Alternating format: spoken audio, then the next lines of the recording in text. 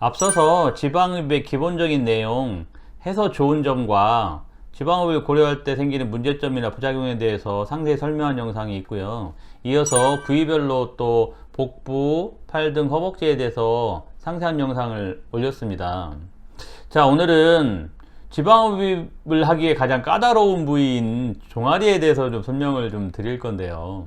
종아리는 근육의 발달이나 지방의 축적이 어떤 부위보다도 어떤 타고난 성향의 영향을 받는 부위예요. 운동을 많이 하지 않았는데도 근육이 발달되어 있는 분들도 있고, 전반적인 비만도와 관계없이 지방이 축적이 제법 있는 분들도 있죠. 체중 감량을 한다고 해도 이 지방이 줄지가 않죠. 또 그리고 볼륨 자체도 문제지만 모양 자체도 좀 이상한 모양으로 이렇게 안 예쁘게 근육이 좀 만들어져 있거나, 또는 지방이 안 예쁘게 이렇게 붙지 말아야 될 부분에 오히려 더 많이 붙거나, 이런 케이스들도 있어서 좀 많은 분들이 고민거리를 가지고 있는 부위가 되겠습니다. 이걸 좀 조절을 해보려고 혼자 노력들을 좀 해보시죠. 근데 근육을 줄이는 일은 사실은 가능한 일이 아니고, 지방을 줄이는 일도 뭐 다른 부위에 비해서 그렇게 녹록치가 않습니다. 체중 감량을 열심히 해도 말씀드린 대로 뭐 지방의 감소가 이루어지지 않고, 지방을 줄이고자 그쪽에 운동을 열심히 하면 오히려 또 근육이 튀어나와서 더 모양이 좀 이상하게 되는 경우도 있죠. 자, 이렇다 보니까 의학적인 시술을 좀 고려를 하게 되는데요. 의학적인 시술은 근육을 줄이는 시술과 지방을 줄이는 시술로 나눌 수가 있겠죠. 뭐 개인의 어떤 그 못생김을 만드는 원인에 따라서 이런 시술들을 이제 선택을 하게 되는데, 어떤 경우는 또 같이 하게 될 수도 있고요. 그래서 좀 전문가를 만나서 좋은 상담을 하시는 게 꼭 필요할 것 같습니다. 이번 영상은 지방을 줄이는 것에 대해서 설명을 드릴 것이라 근육에 대한 것은 좀 간단하게 넘어갈 텐데요. 다른 부위는 지방을 줄이는 지방흡입만으로도 굉장히 훌륭한 변화를 만들 수 있기 때문에 다른 고민들이 별로 없는데, 종아리는 지방을 줄이는 것만으로 큰 변화를 못 보기 때문에 의사들이 이제 근육을 줄일 수 있는 어떤 이런 것에 대해서 자꾸 고민을 하게 된 거죠. 우선 알근육을 지배하는 신경을 끊어서 그 신경의 지배를 받고 있는 근육을 퇴화시키는 알근육 신경 차단술이라는 것이 있죠. 이 시술은 거의 다 동일한 시술인데 병원마다 좀 다른 이름을 사용하고 있고요. 또 비슷한 효과를 나타내지만 단기적으로 효과를 나타내는 보톡스 시술이 있죠. 이 두 가지 시술은 둘 다 알근육을 잘 퇴화시킬 수 있지만 각자 조금씩 문제를 가지고 있고요. 이제 지방을 줄이는 시술들에 대해서 설명을 좀 드릴 텐데요. 지방 흡입 이외에 지방을 줄일 수 있다는 어떤 이런 시술들은 볼륨의 감소나 라인의 변화를 거의 만들 수가 없습니다. 이런 시술들보다 탁월한 효과를 나타내는 지방 흡입도 그 변화를 많이 만들 수가 없는데, 광고만 요란하지 실제로는 효과가 아주 미미한 이런 시술들이 변화를 줄 턱이 없거든요. 왜 이렇게 지방 흡입이 효과가 없는 걸까요? 종아리는 지방이 사실은 그렇게 많지가 않습니다. 그래서 지방흡입으로 적극적인 시술을 해서 지방을 많이 감소시킨다고 해도 그 격차가 많이 크지가 않은 거죠. 그래서 뭐 흉내만 내는 어떤 그 소극적인 시술들은 거의 변화를 만들 수가 없게 되는 거고요. 그리고 종아리는 지방층의 어떤 성향이 좀 많이 다릅니다. 굉장히 컴팩트한 구조로 돼 있어서 잘못하면 요철의 가능성도 굉장히 많고요. 림프순환이 조금 회복이 오래 걸리는 부분이라서 붓기도 다른 부위보다 굉장히 오래 지속되는 편이고요. 또 이게 굴곡진 구조라서 절개도 여러 군데를 낼 필요성도 좀 있고, 뭐 그런 문제들이 좀 있죠. 효과는 좀 약하면서 이런저런 문제들이 좀 많이 있기 때문에 말씀드린 대로 지방흡입하기에 까다로운 부위가 되겠습니다. 그러면은 지방흡입을 하지 말아야 되나요? 그렇지는 않습니다. 많은 분들이 시술을 하고 굉장히 좋은 변화를 만들어서 만족하고 그런 분들이 많이 있죠. 볼륨의 감소의 목표를 좀 현실적으로 좀 잡아야 되고, 또 무엇보다 종아리는 좀 경험이 정말 많은 시술자를 잘 알아보고 선택해서 시술하는 게 중요하게 되겠습니다.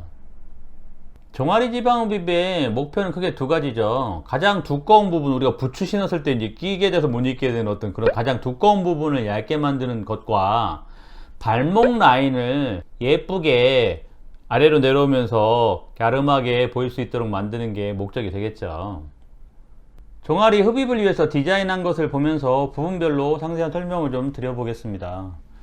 이 부분이 지금 디자인이 되어 있는 상태고요. 앞에서 본 모습, 뒤에서 본 모습, 그리고 비스듬하게 되어 있는 사진들이고요. 이 자세를 기본으로 부위 설명을 좀 드리겠습니다. 1번 구역이 외측이죠. 여기에 수평선을 넣어 놓은 이 부분을 좀 낮춰서 종아리를 좀 얇게 만드는 게 좋은 목표가 되겠죠. 이 구역이 좀 지방이 좀 단단합니다. 그래서 요철이 생길 가능성이 좀 있어서 좀 조심을 해줘야 되는 부분이고요. 이 아래쪽이 이제 발목 라인을 만드는데 굉장히 좀 중요한 부분인데, 여기가 조금 뭉뚱하게 보이면 안 예쁘죠. 그래서 여기를 좀 잘 깎아주면 발목 라인이 좀 좋아질 수도 있고, 그러면 좀 굉장히 보람 있는 시술이 되죠. 간혹 어떤 분들은 이분도 좀 그렇고요. 이 색깔 칠해진 부분이 비골 장근이라는 근육이 있는 부분인데 여기가 굉장히 튀어나와 있는 분들이 있어요. 그래서 그런 분들 같은 경우는 또 시술이 좀 더 좀 복잡해지고 어려워지기도 하고요. 그래도 여기를 좀 다른 부위보다 더 열심히 줄여줘야 되는 시술을 할 필요성도 있습니다. 2번 구역은 내측이죠. 이쪽은 좀 지방이 부드러운 부분이라서 시술은 좀 용이한 부분인데요. 이 안쪽에 이 수평선거 여기가 좀 제일 돌출되어 있는 부분이죠. 근데 여기가 너무 낮아진다고 꼭 좋은 거는 아니거든요. 잘못하면 이게 좀 오다리처럼 이렇게 보일 수가 있어서 디자인을 좀 잘해서 시술을 해야 되는 부분이 되겠습니다. 우리나라도 그렇지만 외국에서는 이 부분에 오히려 지방 이식을 해서 볼륨을 만드는 경우도 굉장히 많이 있거든요. 뭐 저도 이거보다는 이 위쪽에 꺼진 것 때문에 이식하는 경우가 좀 있는데요. 아무튼 디자인을 잘해서 시술을 해줘야 되는 부분이 되겠습니다. 3번 구역은 중간 부위를 그냥 표시된 건데, 이 위쪽은 종아리의 가장 두꺼운 부분의 볼륨을 줄이는데 중요한 부분이라서 외측하면서 같이 열심히 줄여주면 되겠습니다. 아래쪽은 지방이 그렇게 많은 부분이 아니고 또 아킬레스건이 있어서 너무 적극적인 시술을 하면 유착 위험성이나 좀 함몰될 위험성도 있어서 좀 소극적으로 밸런스 잘 맞춰서 시술해주면 되겠습니다. 4번 구역은 개인차가 좀 있습니다. 어떤 분들은 제법 있는 분도 있고, 뭐 물론 대부분의 분들은 여기가 지방이 별로 많지가 않죠. 그래서 시술을 생략하거나 아주 소극적으로 시술을 하면 되는 부분이고요. 이 부분을 시술을 안 한다고 해서 나중에 살이 쪘을 때 지방 세포가 워낙 적기 때문에 여기가 더 많이 두꺼워지거나 그러지는 별로 없거든요. 그래서 뭐 그렇게 소극적으로 시술을 해도 되는 부분이 되겠습니다. 전체적으로 시술하는 것은 이렇고요. 부분적으로 시술하는 분도 있죠. 범위가 좁긴 하지만 그래도 뭐 시술에 한계가 있는 부분이라서 상담할 때 정말 중요한 부분하고 필요한 부분만 시술을 하자고 해서 부분적으로 시술을 할 수도 있게 되겠습니다. 이 부분은 아까 보여드린 그 외측과 동일한 거죠. 외측만 이렇게 시술을 할 수가 있고요. 내측은 알제거 수술을 해서 굉장히 좋은 변화를 만들 수 있기 때문에 내측은 오히려 흡입을 안 하고 외측만 이렇게 시술한 경우도 많이 있고요. 뭐 저 같은 경우에는 알제거 수술을 많이 하고 있기 때문에 그 안쪽은 알제거 수술을 하고 바깥쪽은 이렇게 지방 흡입을 외측만 하는 경우도 많이 있습니다. 또는 여기 이제 그림에 표시된 것처럼 외측과 내측의 하부 2분의 1이나 3분의 2 정도 이렇게 시술을 해서, 이거는 발목을 좀 날렵하게 만들고자 하는 부분 시술의 목적이죠. 종아리 전체 두께는 얇게 만드는 것보다는 그런 목적으로 이 정도의 시술을 하는 분도 많이 있습니다. 이제 종아리 시술할 때 절개 부분에 대해서 설명을 좀 드릴게요. 일단은 발목 있는데 복숭아뼈 아래쪽으로 양쪽으로 절개를 하나씩 이렇게 만들게 됩니다. 표시된 게 잘 보이시죠? 이 절개를 이용해서 이렇게 범위가 시술이 가능합니다. 내측으로는 다 시술이 가능하고요. 외측으로는 가장 높은 이 선, 근선 근처까지 접근해서 시술을 할 수가 있거든요. 어떤 분들은 이 제일 위에까지 올라가서 시술할 가능한 분도 있는데, 많은 분들이 이 가장 높은 부분을 지나가면은 이것도 캐뉼라가 수술봉이 올라가서 작업을 하기가 굉장히 불편해요. 그러니까 이 부분에 지방을 좀 많이 줄여줘야 되는데, 여기서 일이 조금 난감해지면 조금 시술이 잘 되지 않을 수도 있어서, 저 같은 경우에는 좀 위쪽에 절개 하나 더 내자 이렇게 얘기를 하는 편입니다. 그래서 위쪽에 절개를 해서 이 정도 범위는 이제 커버를 해주고 그래야지 이제 전체적으로 좋은 시술을 할 수 있을 것 같습니다. 뭐 어떤 분들은 이 위치가 아니라 다른 주변 부위에 이제 절개를 하고 시술하는 분도 있고요. 종아리 지방흡입을 하고 좋은 결과를 얻은 분의 케이스를 보여드리겠습니다. 이분이 앞모습, 뒷모습인데요. 이분은 허벅지 지방흡입을 한 다음에 시간을 좀 두고 나중에 종아리 지방흡입을 하신 분입니다. 허벅지도 뭐 굉장히 좋은 결과를 얻었고요. 종아리도 굉장히 좋은 결과가 보이죠. 사이즈나 어떤 그 본인 상황 대비해서는 아마 가장 좋은 효과를 보인 케이스가 이 정도일 것 같습니다. 다른 부위에 비하면 소박한 결과이기는 하지만 굉장히 좋은 결과죠. 다른 분도 좀 보여드리면요. 자, 이분도 얇아진 게 보이죠. 이분은 나중에 무릎 밑에 샤넬 라인 밑에 쪽으로 지방 이식을 한 케이스입니다. 나중에 좀 했어요. 모양이 좀 약간 휘어져 보여서. 종아리 지방 흡입할 때 빼낸 지방으로 이 부분 이식을 저는 별로 좋아하지 않아요. 종아리 흡입할 때 나온 어떤 그런 지방은 굉장히 섬세하게 이렇게 한 거라서 세포가 조금 이렇게 심을 정도로 이렇게 질이 좋지가 않습니다.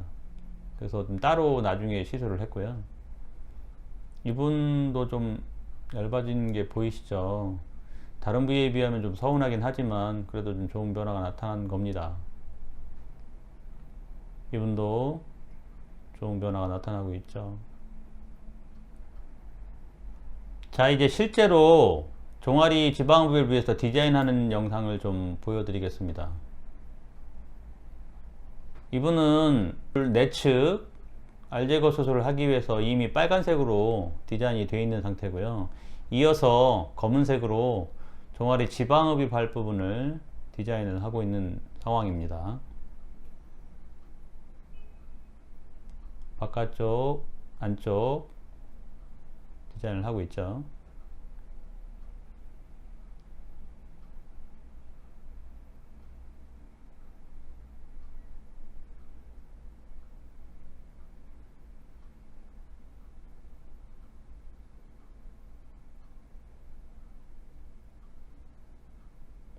자, 이 부분이 아까 말씀드린 비골당근이 이분은 또 좀 있어요.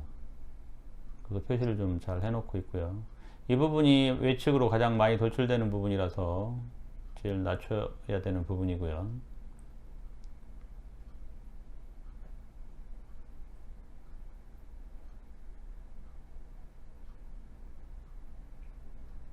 이분 지금 만지고 있는 부분, 이 부분이 지방이 별로 없으셔서 이분은 아주 소극적인 시술을 했습니다.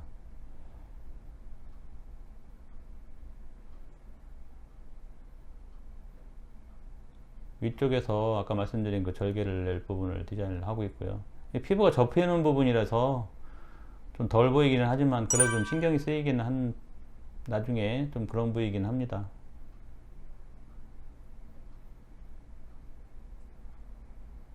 제가 여기를 안 만들려고 여러 가지 노력을 해봤는데, 자, 밑에는 발목 쪽에서 복숭아뼈 아래쪽으로 절개를 디자인을 하고 있고요.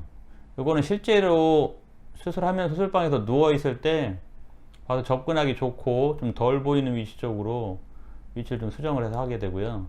아까 말씀드린 그 비골당근 제일 높은 부분도 표시를 좀 했죠. 자, 돌아가면서 디자인한 상황을 좀 보겠습니다. 이 검은색으로 표시된 부분까지만 시술을 하는 게 아니고 여기까지가 이제 지방흡입을 열심히 하는 부분이고 거기서 이제 1, 2cm 바깥으로 나오면서 주변 부위와 뭉개는 작업을 하면서 마무리를 하게 되겠습니다. 리프팅 작업도 좀 넓게 해주고요. 또 다른 분 케이스를 보시겠습니다. 이분도 디자인하는 하고 입니다.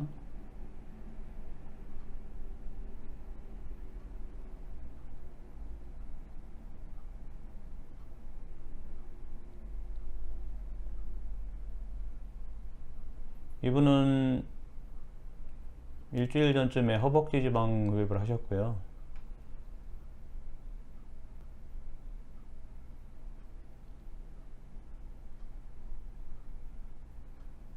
종아리와 허벅지는 동시에 시술을 하면 간혹 발이 너무 많이 부어서 신발이 안 들어가거나 또는 걷기조차도 불편한 분들이 있어요. 이게 좀 소극적으로 시술을 하면 그렇지 않은데, 저는 뭐 굉장히 적극적으로 시술을 하니까 또 이렇게 거의 빙 돌려서 수술을 하고요. 그러다 보니까 붓기가 좀 심한 경우가 있어서 허벅지와 종아리는 저는 같이 시술하지 않습니다. 그리고 가장 이제 지방흡입을 하고 난 다음에 가장 심한 붓기가 생기는 4일에서 5일이 피크죠. 그걸 지난 다음에 시술을 하게 되고요. 물론 종아리 수술한 다음에 허벅지 수술은 좀 더 빨리 시술할 수도 있습니다만, 이 경우도 저는 좀 날짜를 좀 띄우자고 얘기를 하는 편이고요.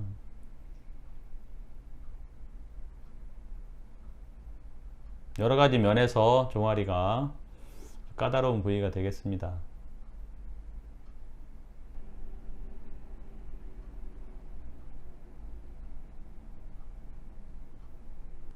근데 제가 또 이렇게 어려운 말씀들을 좀 많이 드리고 상담할 때 그렇게 하니까 또 마음의 준비들을 하셔서 결과가 나왔을 때 또 좋아하시는 분들도 많이 있으시죠.